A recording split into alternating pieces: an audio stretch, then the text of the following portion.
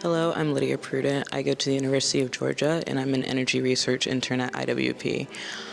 I learned how communism really destroys a culture and destroys people's lives in general, but also learned how people use their faith to keep them going and to give them joy in the hardest moments in human history, and provide them with patience until they can weather the storm to get out. Hi, my name is John Abdamalik. I'm a recent NC State grad, and I'm interning here as a research intern with IWP.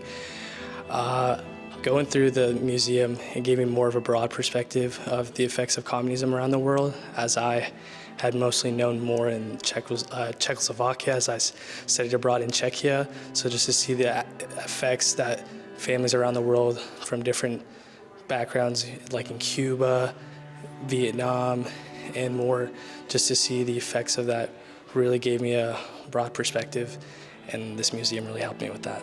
Hi, I'm Emma Dragan, and I'm an intern at IWP. I knew a bit about communism before coming here just because my parents grew up in Romania during the Ceausescu regime, but I didn't really understand the full scale as to how many people it impacted and how many people died because of it. So I'm grateful that I learned a lot about that. One of the big things I learned was how short the period was in which communism was actually supported. Like, I know there were many reasons for people to turn to communism. I was never aware of just how short the kind of honeymoon effect was. I always knew that communists racked social and economic tragedy and catastrophe to the countries it touched. But the biggest thing I realized was it wasn't a surprise, and it was quite early on people noticed, but because of the fear and oppression, they could get away with it for many more years. I think the biggest thing is that how much of a reach communism has had outside of what we traditionally think as communist countries. So like this exhibit on Cuba is a really good example. I had never heard of this operation Pedro Pan.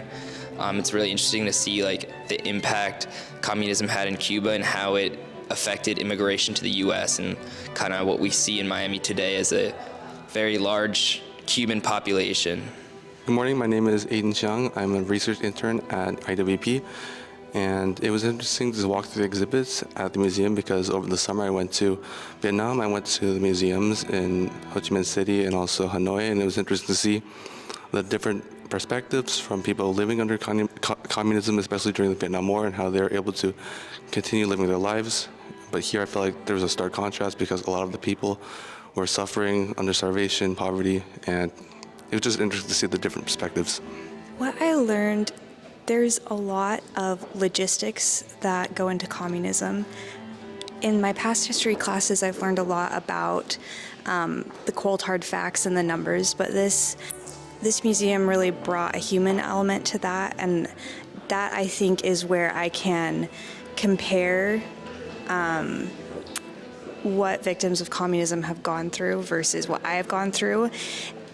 For example, I was watching a TED Talk about statistics and how our brains best understand them. And sometimes numbers are so big that we as humans, our minds can't fully comprehend them.